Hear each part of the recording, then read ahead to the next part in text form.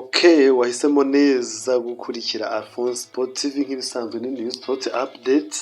Reka duhere mu Rwanda aho Ferwafa n'ikipe ya APR FC bakomeje ibiganiro bameze nk'abari guharira ku bijyanye n'ibyemezo byagiye bifatwa. Hari ibyavuzwe ko hagati ya APR FC na Ferwafa bari mu biganiro ni ibiganiro bigamije cyangwa se byerekeye kuri Super Cup yagombaga kuba. APR FC ikavuga yuko irushanwa ntacyo byayifasha rwose kuko yenda kwigira muri Repubulika Iharanira Demokarasi ya Kongo gukina na ya kipe yatomboye les Aigles du Congo muri CAF Champions League. Ariko Neri Mukazayire Minisita wa Siporo yavuze yuko yasabye impande zombi kumvikana. Hanyuma APR FC ivuga ko yari izi ko ubundi izakina n'ikipe imwe gusa. Hanyuma yo ngo itungurwa no kubona amakipe abaye ane. Bisa n'ibyitungura complaining ivuga yuko itari tayari gukina iyi mikino, ivuga ko itazitabira. Ariko Ferwafa yo ivuga ko ariyo ifite imipangire y'amarushanwa cyangwa se ariyo igenga, ariyo igena ingengabihe y'irushanwa cyangwa se amarushanwa uko agomba kuba. APR FC ikavuga ati ntacyo byadufasha rwose ibi ngibi, dore ko dunifitiye n'urugendo ku wa mbere w'iki cyumweru kwigira muri Congo kwitegura imikino nyafurika. Hanyuma Ferwafa yo ivuga ko izareba vuba ku bijyanye n'ibiganiro yagiranye, dore ko hari ibi biganiro bimaze iminsi ibiri biba. Ivuga yuko igiye kubirebaho kandi iri buze gutanga igisubizo vuba. Bikaba bivuga ko APR FC ishobora gusimburwa n'ikipe ya Mukura Victory Sport, ikipe yo mu majyepfo ihuye. So reka tuze kureba rero ni uko biri buze kugenda. Ariko APR FC yari yatanze igitekerezo ivuga ko nimba bashaka ko irushanwa rigirwa n'amakipe ane ngo ntibyanze, ariko babyimure mu kwezi kwa mbere.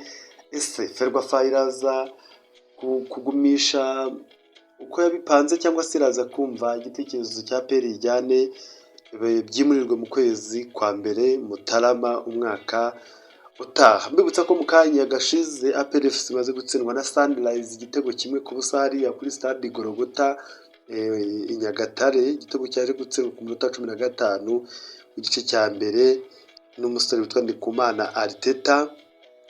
Hanyuma muri Rayon Sport umunyezamu Drissa Koyate ari guca amarenga ko ashobora gutandukana n'iyi kipe, ni nyuma yuko havugwa yuko avuga ko nta cyubahiro ahabwa, kandi ikindi ni nyuma ya case yatanze no muri FIFA, ikirego yatanze muri FIFA.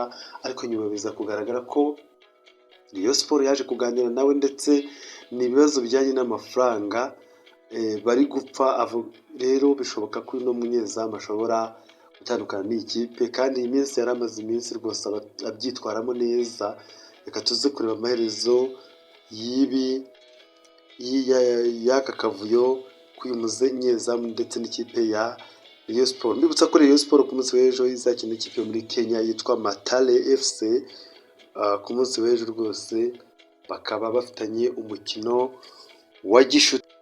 Ku mugabane w'i Burayi nta kindi ni La Liga Santander yatangiraga kuri uyu munsi, aho match ebyiri ziteganyijwe kuba. Hari match yarangiye kare, ikipe ya Deportivo Alaves yaje gutsinda ibitego 3 ku busa ikipe ya Getafe yaje kubona n'ikarita itukura. Aka kanya Sevilla iri gukina na Rayo Vallecano, biracyari ubusa ku busa. Hanyuma umunsi w'ejo Community Shield ikipe ya Arsenal de Gunners izakina n'ikipe ya Manchester City. Hanyuma muri transfer Ferran Torres yamaze kumvikana n'ikipe ya PSG kuva muri FC Barcelona kuri miliyoni 50 z'amayero. Cristiano Romero umukinnyi w'ikipe ya Spurs yamaze nawe kumvikana n'ikipe ya ATM cyangwa se Atletico Madrid.